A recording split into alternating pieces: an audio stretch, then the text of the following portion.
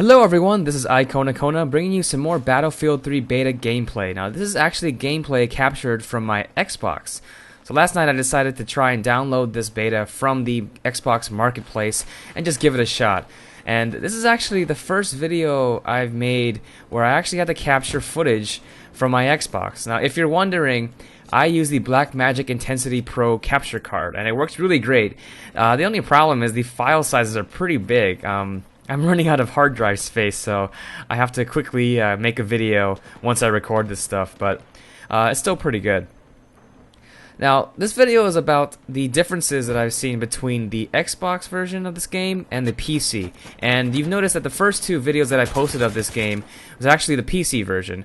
But this is my first gameplay with the Xbox, and I have to say, DICE has done a pretty good job in kind of capturing the Battlefield experience that you're going to have, regardless of the graphics. I mean, the graphics, you can tell that the graphics are definitely lower than what you'd expect on a PC, and, I mean, this is a console. You got to remember that. A console is only $300, and if you think about it, the console is like a $300 computer.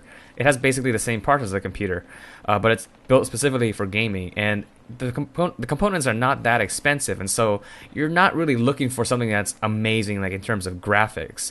What is important to me on a console is the gameplay, because there's a hardware limitation. You can't have that many people on a server. Battlefield is known for having these very large battles, up to 64 players on the PC, but because of hardware limitations, I guess they decided to scale that back for the consoles, and now it's only 24 people for per game on the consoles. But still, they've done a pretty good job with the map size with this, because this is kind of a small map, it kind of works out. But they are going to scale back these maps specifically for the consoles so that you still get the Battlefield experience even though you only have 24 players. So you're always going to have someone to shoot. So you can see I'm kind of camping this area here, always going back to my health pack here for health.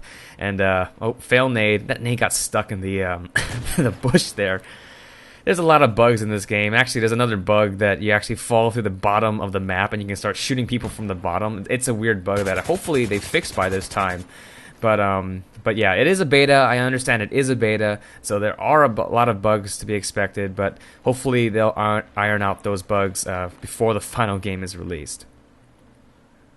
Now, the controls of this game are pretty smooth. They're a lot smoother than Battlefield Bad Company 2. For some reason, Bad Company 2 seemed very sluggish to me. Even on the PC it seemed sluggish, but especially on the Xbox, it just seemed like whatever you did, there was a delay, and it just seemed like your soldier wasn't moving very fast. I just hated the reload animation in that game, by the way.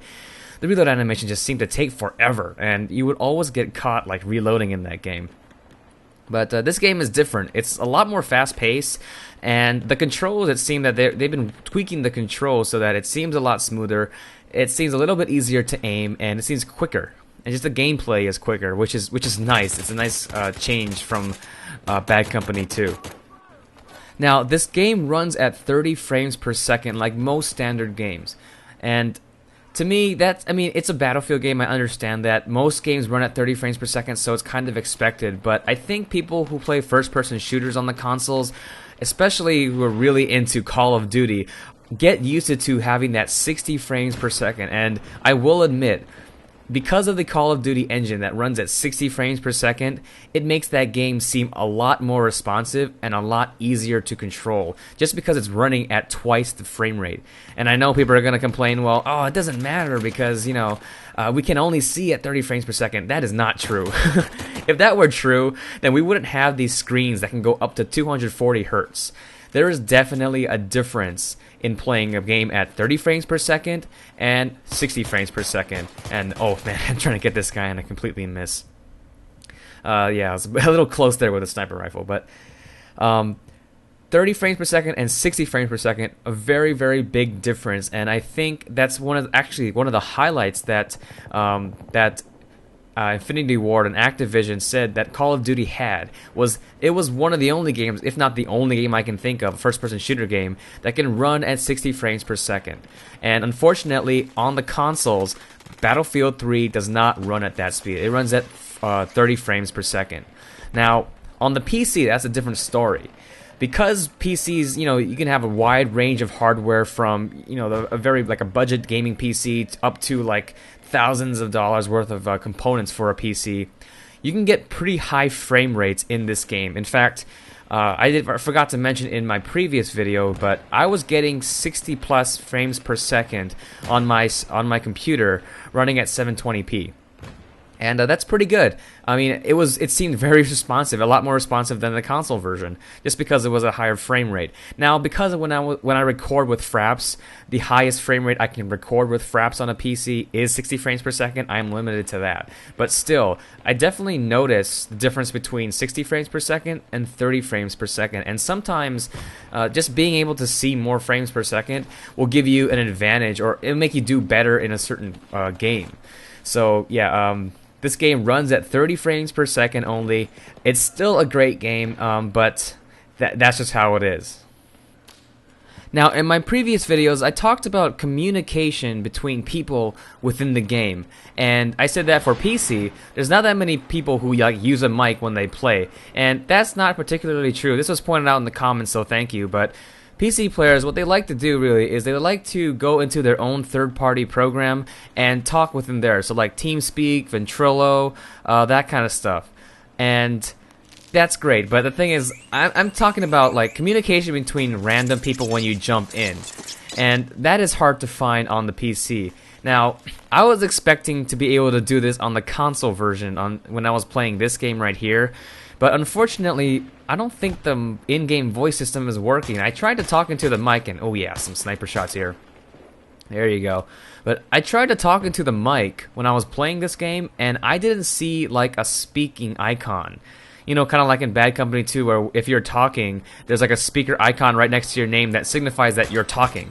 And I didn't see that when I was playing this game, so I think it's broken for now. I may be wrong, maybe just my mic was on mute or something like that, but I don't think it's activated right now. But that's one of the things that I've noticed about playing console games and PC games is that depending on the game, just because the hardware for talking is already given to you from Microsoft. When you buy the Xbox, you're already given a headset mic and stuff, and so you can start talking with people right away. And I think it's easier to jump into a public game on a console and start talking with other people rather than it is on a PC. I mean, you can talk through chat, but after playing on a console, it's very difficult to go back to the chatting ways of PC, just because it takes too long and it kind of interrupts the game.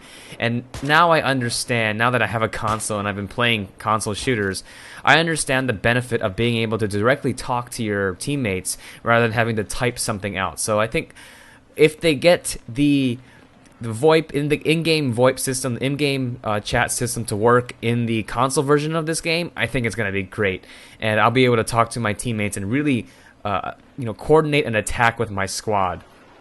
But I couldn't, for some reason, get it to work. I don't think I'm going to be able to do that as much with randoms because they won't be able to talk back. I mean, I think there's a less likely chance that they'll have mics with them if they're on PC. So here's this guy trying to ambush me from the bushes there. He's trying to be all sneaky, but I spot him, and boom, I actually get the last kill, I think. So that's pretty cool. So, in conclusion, the Xbox version of this beta is a lot of fun to play. The graphics aren't anything spectacular when compared to the PC version, but that's understandable because this is a console. Now, I think DICE has done a great job with this beta so far, and I'm looking forward to the full release of this game on October 25th. So I hope you enjoyed this video. Thanks for watching, and have a nice day.